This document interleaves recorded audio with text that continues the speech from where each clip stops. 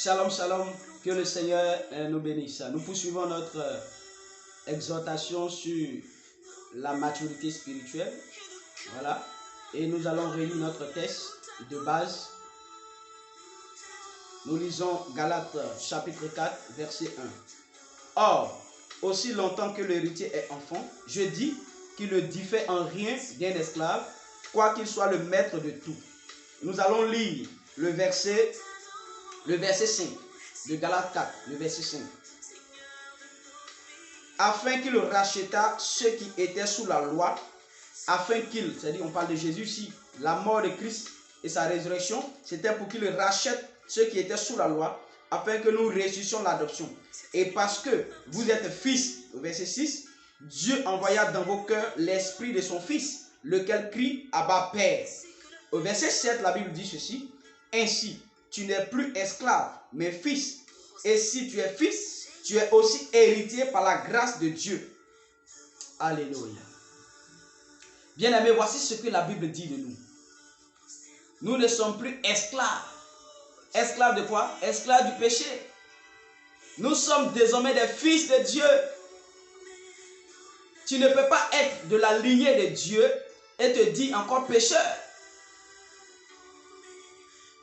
Tu ne peux pas être de la lignée de Jésus-Christ et te dire encore pécheur. La Bible dit tel il est, tel nous sommes. Nous avons été rachetés de notre mauvaise condition, de notre nature de péché. Le péché, ce n'est pas ce que tu fais, ce n'est pas le mensonge, ce n'est pas le vol. En fait, le péché, c'est la nature, c'est une nature. Le péché, c'est une nature. Est-ce que vous comprenez? Le péché, c'est une nature. Et donc, Dieu dit, nous n'avons plus cette nature de péché.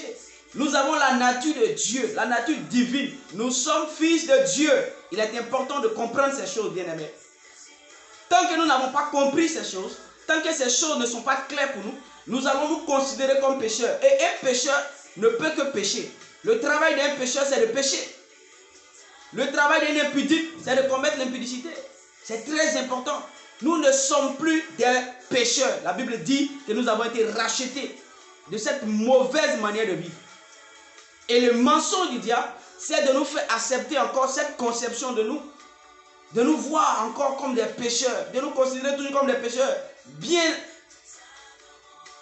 vrai que le sang de Christ a coulé.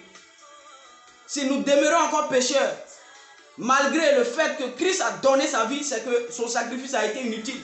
Son sacrifice a été vain. C'est pour le péché que Christ est mort. Après ce sacrifice, nous ne pouvons plus nous considérer encore comme des pécheurs. C'est inadmissible, bien aimé. C'est inconcevable. Jésus-Christ a posé un acte fort. Il a donné sa vie. Son sang a coulé pour nous. Et ce sang nous a rachetés du péché. Ce sang nous a lavés du péché. Et nous donne, dit ici par sa grâce, il nous donne la capacité de vivre une vie au-dessus du péché. Et c'est cette vie au-dessus du péché qui nous donne d'avancer dans la victoire, qui nous donne de grandir, qui nous donne d'aller en eau profonde avec le Seigneur. C'est cette capacité que Dieu nous a donnée qui nous donne aujourd'hui de dire non au péché. Autrefois, ce n'était pas possible. Autrefois, ce n'était plus possible. Mais aujourd'hui, avec la mort et la résurrection de Christ, nous avons la capacité, bien-aimés, de dire non au péché. De dire non aux mauvais désirs. De dire non aux passions. De dire non à la jalousie. C'est possible dans le Seigneur. Pourvu que tu sois ancré en Christ.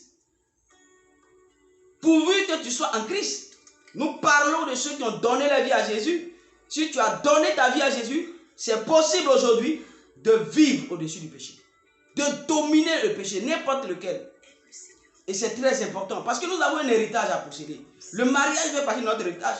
La santé fait partie de notre héritage. Le travail fait partie de notre héritage. La richesse fait partie de notre héritage. La prospérité fait partie de notre héritage. Mais pour posséder ces choses, il nous faut affronter le péché et le vaincre.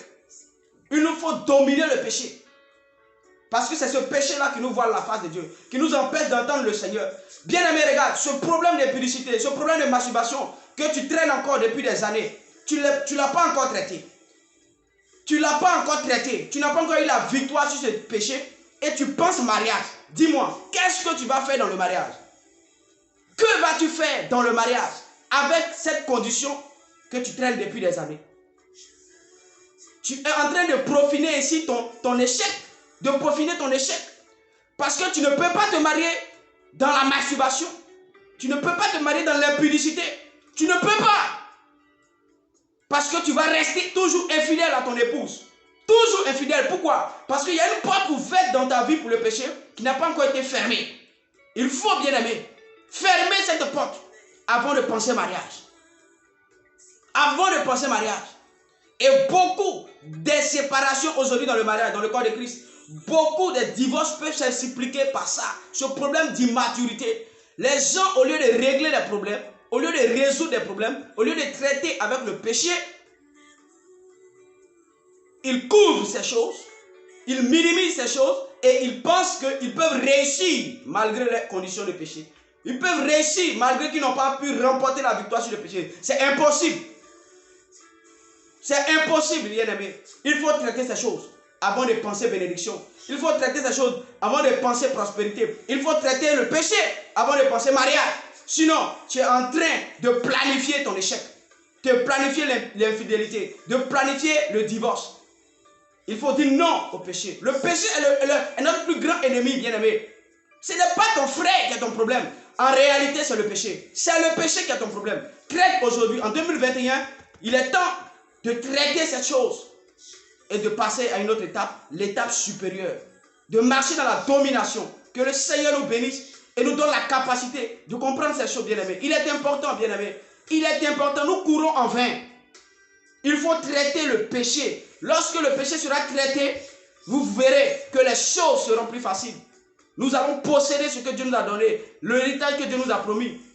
La condition pour posséder l'héritage, c'est d'être enfant de Dieu. Et ceux qui sont enfants de Dieu ont vécu le malin, ont vaincu Satan, ont vaincu le péché et ses désirs. Que le Seigneur nous bénisse. Alléluia.